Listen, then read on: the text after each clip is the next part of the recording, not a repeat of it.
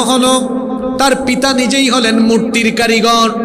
জাতির পিতা জাতির লোকদেরকে দাওয়াত দেওয়ার আগে সর্বপ্রথম তার ঘরে দাওয়াত দিলেন। আমার আপনার নবীও নবুয়ত পাওয়ার পরে মক্কার কুরাইশ বংশে দাওয়াত দেওয়ার আগে সর্বপ্রথম তার ঘরে দিয়েছে। সবার আগে তিনি তার নিজের বিবি আমাদের মা আম্মাজান খাদিজা রাদিয়াল্লাহু আনহাকে দাওয়াত দিয়েছেন। সুবহানাল্লাহ। এই জায়গায় জাতির পিতার সাথে আমার নবীর মিল আছে। অমিল হলো আমার নবীর স্ত্রীকে দাওয়াত দেওয়ার পরে তিনি সাথে সাথে ঈমান কবুল করেছেন। আর ইব্রাহিম আলাইহিস সালাম তিনি তার মূর্তির কারিগর পিতাকে যখন দাওয়াত দিয়েছেন, তার পিতা তার সাথে অত্যন্ত রূঢ় আচরণ করেছেন। কেমন আচরণ হলো আর দাওয়াতটাই বা কিরকম হলো, আল্লাহ তাআলা কোরআনে কারিমে সেটা উল্লেখ করেছেন।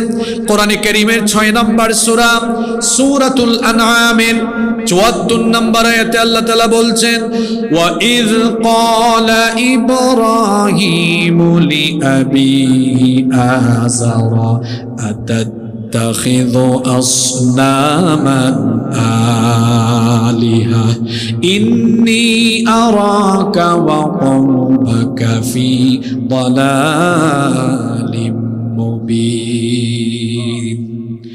আল্লাহ তাআলা বলছেন, আর স্মরণ করো যখন ইব্রাহিম তার পিতা আযরকে বললেন, আতাত্তাখিযু আসনামান আলিহা, আপনি কি এই মূর্তিগুলোকে উপাস্য রূপে গ্রহণ করেছেন নাকি?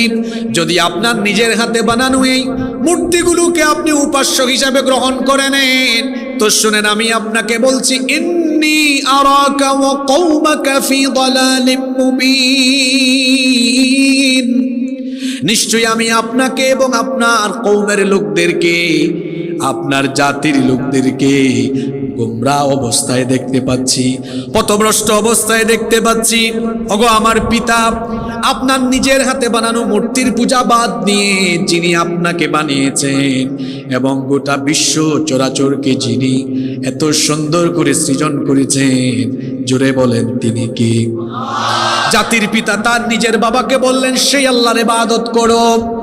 নিজের বাপকে তিনি যখন দাওয়াত দিলেন, তার পিতা তার সঙ্গে কেমন রূঢ় আচরণ করলেন। আল্লাহ তাআলা কোরআনে কারীমের 19 নম্বর সূরা সূরাতুল মারইয়ামের 46 নম্বর আয়াতে বলছেন, ক্বালা আরাগিবুন আনতা আন আলিহাতি ইয়া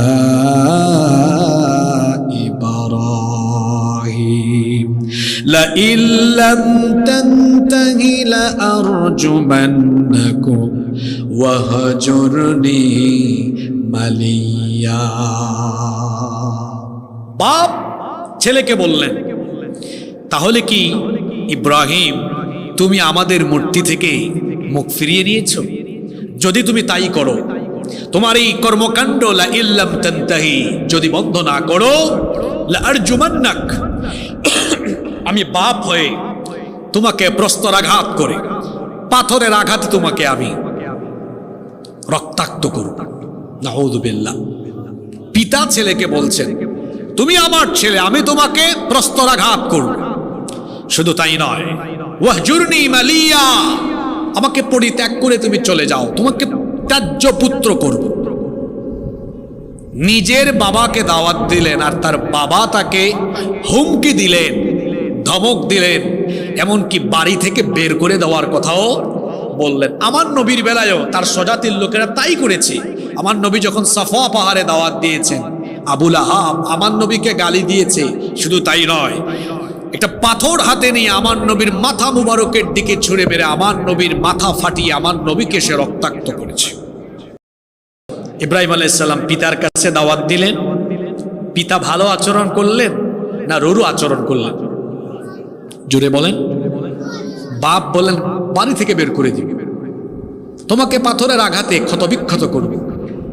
এই হুমকি, এই ধমকের পরে ইব্রাহিম আলাইহিস সালাম জাতির পিতা, তিনি কি তার দাওয়াত বন্ধ করে দিয়েছেন নাকি চলমান রেখেছেন? পিতা যখন তার সাথে রূঢ় আচরণ করলেন, এবার তিনি পিতার পাশাপাশি তার নিজের জাতির লোকদের কাছে, মূর্তি পূজারী তারকা পূজারী কওমের কাছেও তিনি দাওয়াত দিলেন। দাওয়াতের ভাষা কেমন ছিল আর তার জাতির লোকদের ব্যবহারটাই বা কেমন ছিল?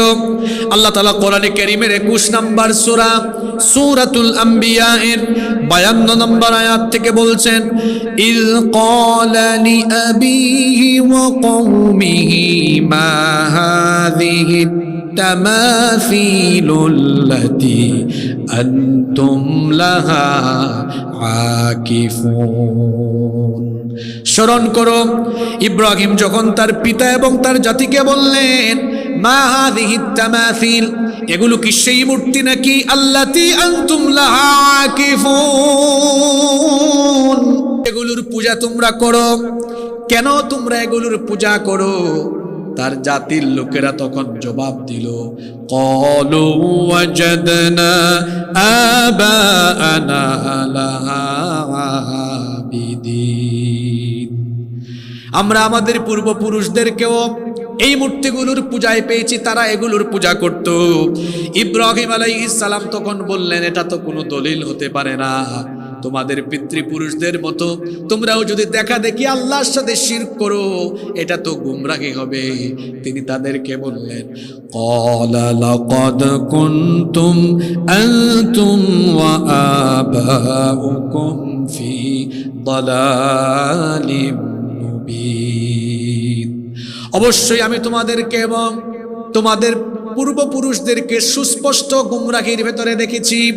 তিনি যখন তার পিতা এবং মূর্তি পূজারী, তারকা পূজারী কওমকে দাওয়াত দিলেন, দাওয়াত কবুল করা তো দূরের কথা, কিরকম আচরণ করলো শুনেন। তারা তখন জাতির পিতাকে বলল, ক্বালু আজিতানা বিল হাক্কি আম আনতা মিনাল লাইবিন, তারা বলল, তাহলে তুমি সত্য নিয়ে আসো, মুআজিজা নিয়ে আসো, নতুবা আমরা মনে করব তুমি আম আনতা মিনাল লাইবিন, নতুবা মনে করব তুমি কৌতুককারী ব্যক্তি ছাড়া আর কিছু না। নাউজুবিল্লাহ পড়বেন না? জাতির পিতা দাওয়াত দিলেন, তারা ঠাট্টা করলো, মস্করা করলো। ঠিক একই রকম আমার নবী যখন মক্কার কাফেরদেরকে দাওয়াত দিয়েছেন, দাওয়াত দেওয়ার আগ পর্যন্ত ডাকলো আল আমিন, আর দাওয়াত দেওয়ার পরে বলে সাহির, জাদুকর, কাহিন, গণক, মাজনুন, পাগল, কাযযাব, মিথ্যাবাদী, নাউযুবিল্লাহি মিন যালিক। তাহলে বোঝা গেল যুগে যুগে কাফেরদের খাসলত এক ধরনের ছিল, একই রকম ছিল। দিনের দাওয়াত যারাই দেয়, দিন বিরোধীরা তাদেরকে গালিগালাজ করে। ১৫০০ বছর আগে আমার নবীকে গালিগালাজ করা হয়েছে, আরো ৪,০০০ ৪,৫০০ বছর আগে জাতির পিতাকে গালিগালাজ করা হয়েছে, জাতির পিতার সন্তানদেরকে ৪,৫০০ বছর পরে, নবীর উম্মতদেরকে ১৫০০ বছর পরে এখনো দিন বিরোধীরা, কোরআন বিরোধীরা গালিগালাজ করে। কোরআন বিরোধীদের খাসলত ঠিক আছে, ভার্সন, মডেল শুধু গালির চেঞ্জ হয়েছে। বলবেন হুজুর চেঞ্জ হয়েছে কিভাবে? আগে গালি ছিল, তুমি কৌতুককারী, তুমি পাগল, মিথ্যাবাদী, গণক। আর ৪,০০০ বৎসর, ১,৫০০ বৎসর পরে এসে এখন খাসলত ঠিক রেখে কোরআন বিরোধী দিন বিরোধীরা শুধু মডেল, ভার্সনটা চেঞ্জ করে গালি ঠিকই রেখেছে। এখনকার গালি হলো জঙ্গি জঙ্গি, মানবতা বিরোধী আর যুদ্ধাপরাধী। খাসলত ঠিক আছে, ভার্সন শুধু আপডেট হয়েছে। দেখেন আইফোন প্রতি বছর তার ভার্সন চেঞ্জ হয়, 11, 12, 13, 14, 15, 16।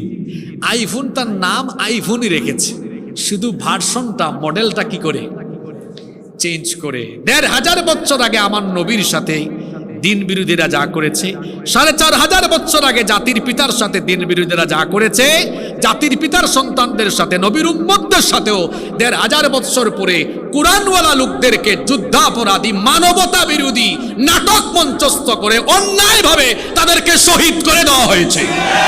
অন্যায়ভাবে শহীদ করা হয়েছে শহীদ আল্লামা দেলোয়ার হোসেন শাহীদকে। সম্পূর্ণ মিথ্যা মামলা দিয়ে তাকে অন্যায়ভাবে যুদ্ধাপরাধী বানিয়ে শহীদ করে দেওয়া হয়েছে।